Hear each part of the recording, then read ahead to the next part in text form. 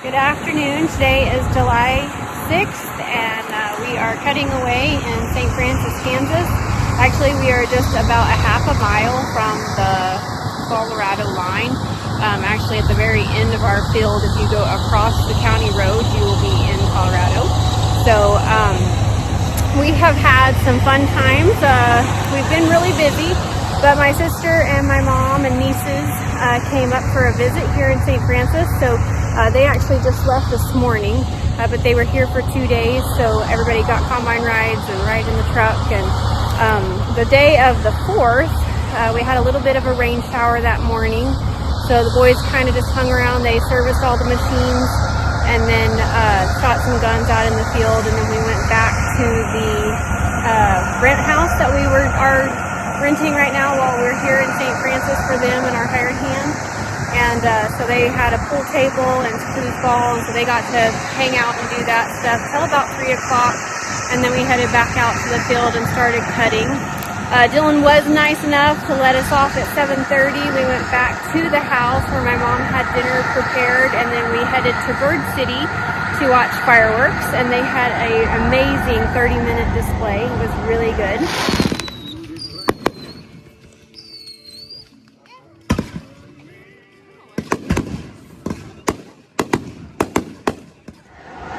So we've had a lot of fun while my family was here.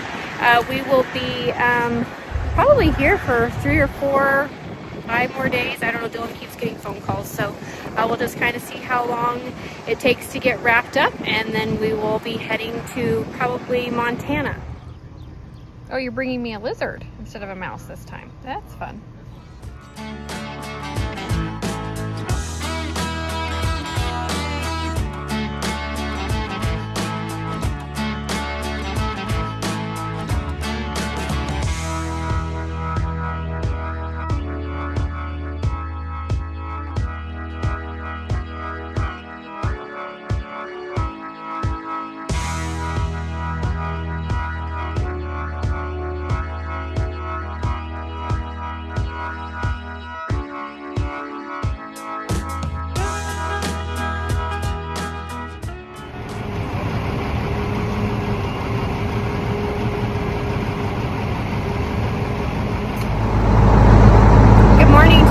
July 12th, and it's about 7 o'clock, and we're fixing to head out with our first load to Montana.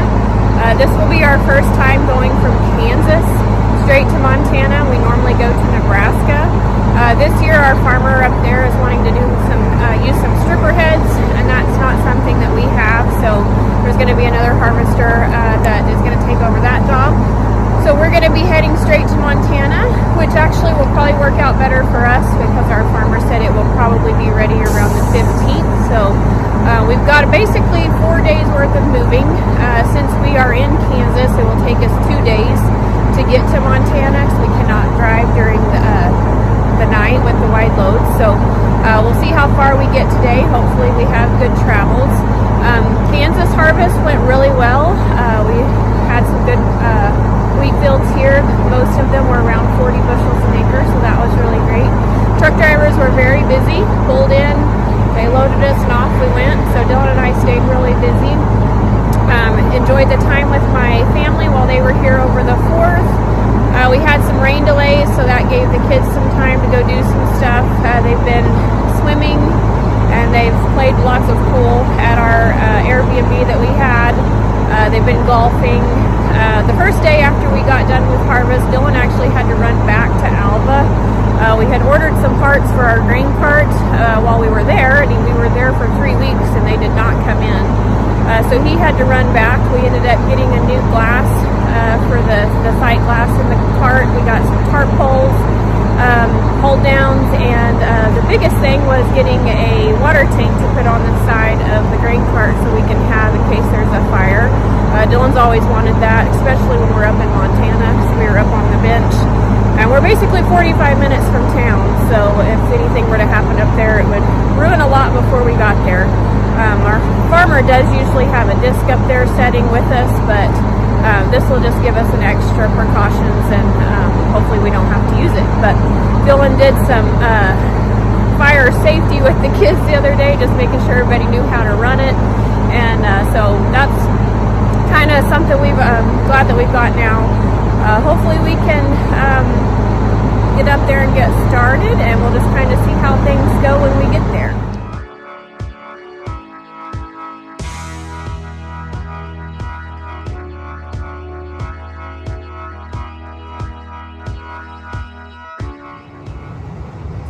It is about noon and we are in Hardin, Nebraska, and we had a flat on my camper earlier this morning. We aired it up and there wasn't any tire stores open in St. Francis, so we just put enough air in it, and we've been checking it, putting air in it throughout the trip. So now that we're in a bigger town, and we're going to go and take this tire off and take it in and get it fixed, or possibly get a new one. So we'll just kind of see what's wrong with it. So that's kind of, we'll probably stop and eat lunch here too, since it's already noon, and then we'll get back on the road. Well, so much for getting the tire fixed. Dylan got to the tire store at 12:06, and the man told him that they closed at noon. Even though they were working on some other things, they could not try to fix the flat or let us buy another tire. So we went ahead and just got the spare down, and we'll get it on, and we'll get further down the road. Well, it is 9:20 and we made it to Hardin. I'm really surprised that we made it in one day, especially since we had a sit-down lunch and a flat tire. So, go us. We made it before the sun went down. Today is July 15th, and Dylan and I are sitting in the Yost parking lot here in St. Francis, Kansas. We just came back for our second load. Since we had 4 people this time, we went ahead and took both combines, the service truck, and the camper. The first trip made it really well. Made it to Hardin on Saturday evening. Our farmers always like to spoil us, and it worked out perfectly that they were going to go to the lake on Sunday, so they took us as well, and the boys had an amazing time. So they did some skiing, tubing, did some jumping off of a cliff. They did lots of fun water activities. We were there most of the day and got home about 11:20, and that's when my cat Eve went outside, which is actually pretty normal. She always would go out, and then once we're ready for bed, after we come in from a long day at the field, then she'd come back in after showers were taken and everybody was ready for bed. But that night she did not come back, and then I looked for her, and I'm not kidding you, all night long.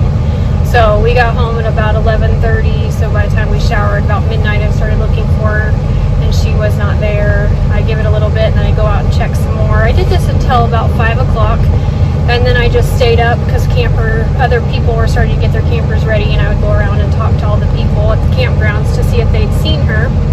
And nobody'd seen hide or hair of her. So we looked for her until 9:30 that morning, which Dylan and I were supposed to leave about 6 to come back to St. Francis for load 2. But he knew how much she means to our family, and so he helped look. And when finally I just made some posters and put around the campgrounds, and the boys were going to be there and to continue looking, so we made the decision to go ahead and come on to back to Kansas. Since I hadn't gotten any sleep, we didn't make it all the way. We ended up staying the night in Sydney, Nebraska, and then got up this morning. Came the rest of the way. I'm hot and sweaty. We just got through loading the tractor and grain cart. And Dylan's pulling the doubles, and then we'll get as far as we can get tonight, as we won't make it to Hardin now. So we'll get as far as we can until it gets dark, and then we will get up and head to back to Hardin, where we probably will be met with a rainstorm. It looks like it's supposed to be raining there, so we won't be cutting right away. But Eve did, however, show back up this morning. The KOA lady called me at 9:30 and this morning, and so she was missing for basically a day and a half. And she has no idea how many tears that were cried over her yesterday, and I was so very sad. So I was very glad that she just showed up. I have a GPS collar on her, and of all the times for it not to work was yesterday. I couldn't get it to connect. It still had her in Yuma, Colorado, and we've been in Montana for 2 days, so not really sure what was going on there. So I need to get that looked at, make sure that's working good. But right now, I told the boys she is under house arrest, and she's not to go out unless somebody's going to watch her every move. So it is now 1:30. And so I don't know how far we'll get today, but hopefully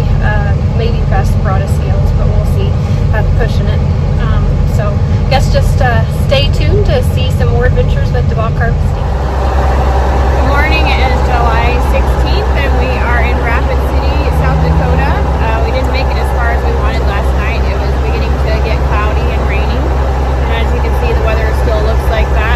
It's a little cool this morning. Dylan and I slept in Hotel Pete, which we have not done that in a long time together. So good thing we like each other because there is not a lot of room in there. We were fixing to leave, but Dylan was doing a little walk around and saw that I had a tire low, so he's airing that up now. And then we'll get on further down the road, and we shouldn't have any issues getting to Hardin today. We're only about 4 hours away, so hopefully all goes well, and we'll see what happens when we get to Hardin, Montana. Today is July 17th, and we are just now getting to our farmer's yard to unload the tractor and grain cart. We had stopped in Rapid City and figured we would make it yesterday with ease to Hardin. However, we got to the broadest scale, and we unfortunately did not have our logbooks filled out, and so the officer would not let us leave. In my defense, we have not been asked for logbooks in about 10 years, so we just failed to fill them out, and it cost us an entire day. So we were there at Broadus. Got there at noon. He did a level 2 inspection on both our trucks. He found Dylan had a blinker light out, and I did not have any washer fluid, so that was what he picked on us for. And then of course we had the fines for our logbooks, and we were overweight on our tractor and grain cart. With that being a new grain cart and trailer, we just really weren't sure what the weights were.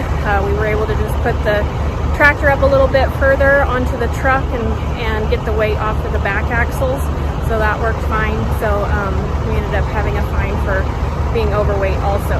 So with that being said, my friend Laura and all her harvest crew ended up coming through about the time we got done with our stuff.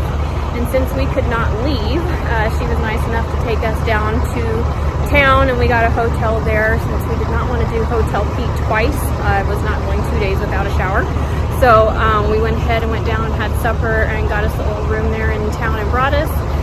Got up this morning, and the first guy we saw that was driving down the road, I asked him if he would take us in to the scale house and drop us off, and he did that, so we didn't have to walk the mile back to the scales, so that was nice. So we are just getting here, and it is, I'm not sure what time it is, my watch is dead since I didn't charge it last night, so I'm not sure. But the sun is finally out. Luckily all that happened, it was kind of rainy, so we weren't able to be cutting here anyway, so that was pretty good for my husband's stress level. If the sun was shining and the wheat was ready, he would have been climbing the walls, but luckily it had rained, and the sun is just now coming out, so still only about 70 degrees. So probably won't be cutting today, maybe tomorrow, so stay tuned. Today is July 21st, and I am waiting at the field for my truck to get full, and I will be heading back down to the bins. The farmer here in Montana has a really nice drive-over conveyor, so it makes things super simple for driving, unloading at the bins. You drive over the top of it and then flip it up, and then the conveyor belt starts, and it makes kind of a little trough for the grain to go in, and then that goes into the swing-away auger, and then that goes on into the bin.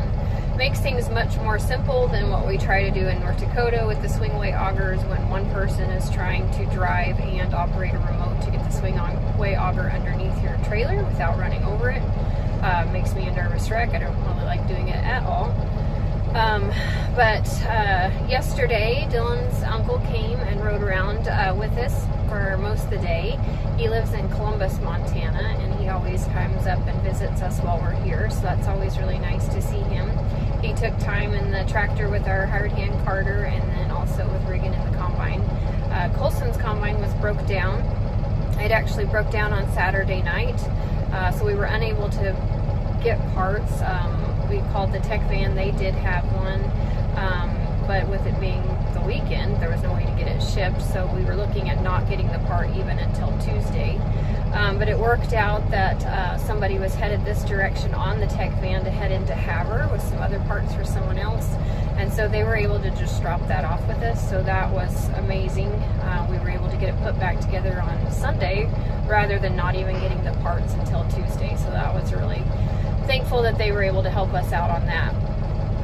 I've got to have lunch with Laramie, Dacia, and Daisy, Dylan's brother, and in Billings the other day. I had to go in for truck parts, and they were actually going to be in town. They live in Bridger, and so they were going to be in town doing some other stuff, so we were able to meet for lunch. So it was nice getting to see some family the last few days. Other than that, I think everything's been going pretty good. Weather's holding so far. Hardin actually got quite a bit of rain last night. We came home from the field at 11:30, and our RV park was covered with limbs, and there was just stuff scattered everywhere and big puddles, and we didn't get anything. We did get a pretty little rainbow over the field, but other than that, we didn't get but little sprinkles, so it wasn't enough to shut us down. So we were quite surprised when we got into town last night, but there is, I think, a chance of rain for this evening, but I guess we'll kind of just wait and see how that goes. But other than that, we're plugging along here in Hardin, Montana.